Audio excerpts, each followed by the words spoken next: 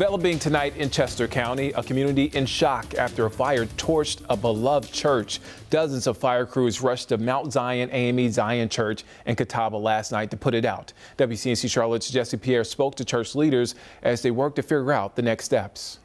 This wasn't just a church, it was a place of worship and a sanctuary for many. And although the flames destroyed the building, the Reverend tells me the church's spirit and heart remain strong.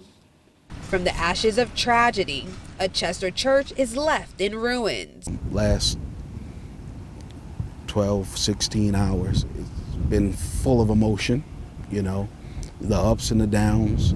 It's also grief because it's a loss to us, and there's a lot of history here.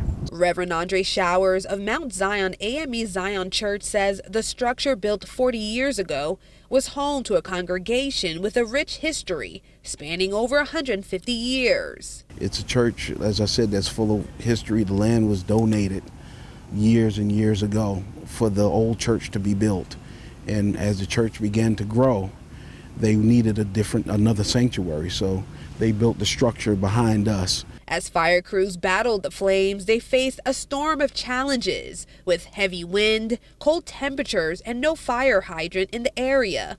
Crews had to shuttle back and forth from the field site. Older buildings burn a lot quicker, and it's got some new material in it as well, so it had so much fuel just of the material that was already there just from the structure. The remains, charred wood, shattered windows, and a collapsed roof. The scene nothing short of heartbreaking. Everything was burning up. I mean, it was like engulfed with flames.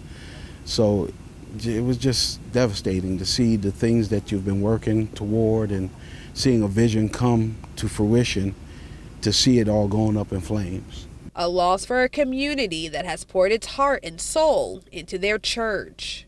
They've really sacrificed a lot in the past couple of years to get the church back on track and to make sure that it has what it needs. Even in the face of tragedy, Reverend Showers says they will rise and their faith remains unshaken. We put our faith and we put our trust in God, and that's who we believe in.